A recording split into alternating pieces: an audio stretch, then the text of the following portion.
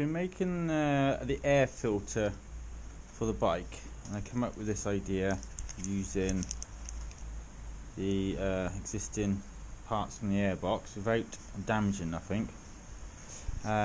So you can already see a problem with it hitting the back of the shock. So that's it on there.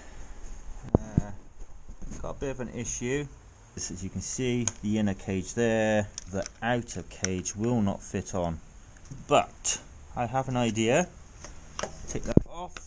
I've just made this with these grommets. I need to get new ones to do the job properly, but this is just what I had for now. They're not the best, but they fitted on. And check this out. I'm really chuffed with this. Oh, hang on, going that way. That pushes over there beautifully, and then push it in a little bit more. It sits at an angle, and then there's the inner cage, there's the outer cage, fits on perfectly. I may make this a bit taller, so I don't really want all the heat from the engine going into the intake, because the colder the air, the more compression you're going to get. So I might put a blanking plate up here to about here, and then some sort of clip then clips over it on top of that as well, just to make sure that cover don't come off and it stays in the right place. I may get this off, I may keep it on, it depends, because obviously the mud guard bolts onto here, but then you've got the mud flap for here. But I'll see. If it's easier just leave that on there, I will, but I'll see. I'm just thinking the less weight the better, but saying that, I could probably lose a few pounds. Especially with this lockdown, we're putting the weight back on again.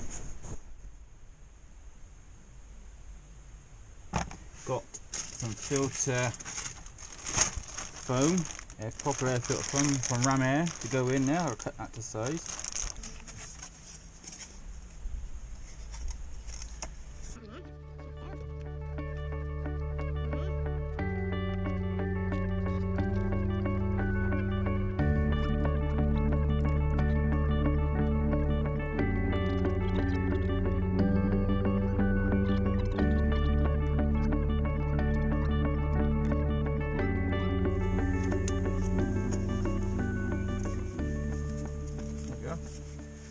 On. That's snug. That ain't coming off. I need to stick this together. So, what do you use? Shoe glue.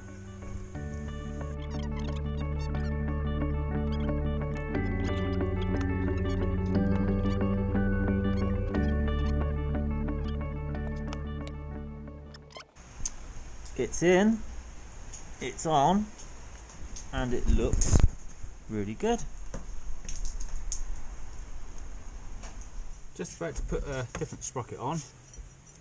That's the bolts off the wheel, and they're not fitting in the recess in here. So I have a cunning plan, which involves one grinder, one drill with bolt on drill. I think you can guess the rest. Let's give this a go. Let's see. This should be fun.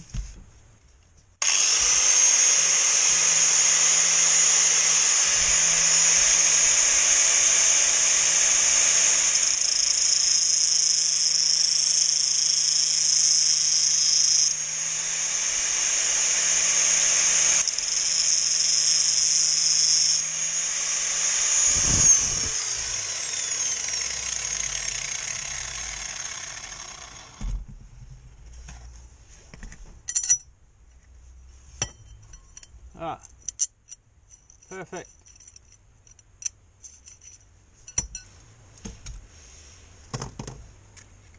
The rear brake's off, it's not working properly.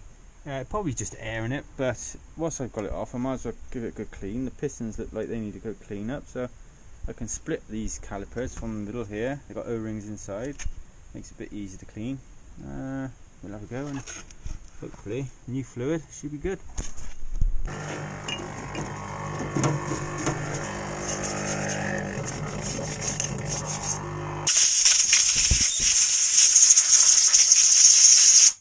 I've got the pistons out now. Just give a little bit of a clean inside there, and a bit of a clean with, I think, 1200 wet and dry, just lightly around the edge, just to take, there's some ground on bits in there, so take that off and they should be okay after that. Well, I'm actually going to use very fine Scotch-Brite and just clean around the edges, only lightly, just take the crud away.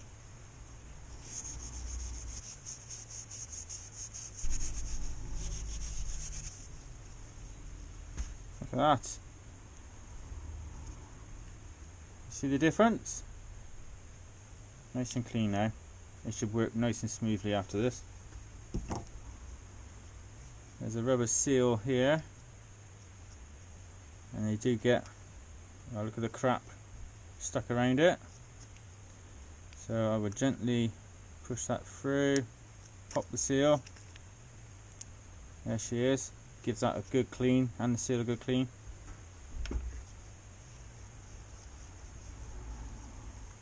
The seal looks really good. So we'll put that back in there. Pop that back in.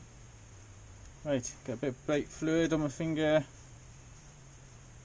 Just lube up the seal. Grab the piston. Make sure there's no debris on it. Oh, look at that. Straight in, lovely. Just a little mention, if you've got AJP brake cylinders, this little clip goes in. It only goes in, we will go in both ways, but don't put it in the wrong way. These were in the wrong way, and it makes it hard to get these pins out. So the little clip there goes in first, not that one. That's a hook to stop it. That in first, and it lets it slide all the way through like that, out the other side, clips in, and the little stop there. Okay, it's up together, just got to give it a test ride now.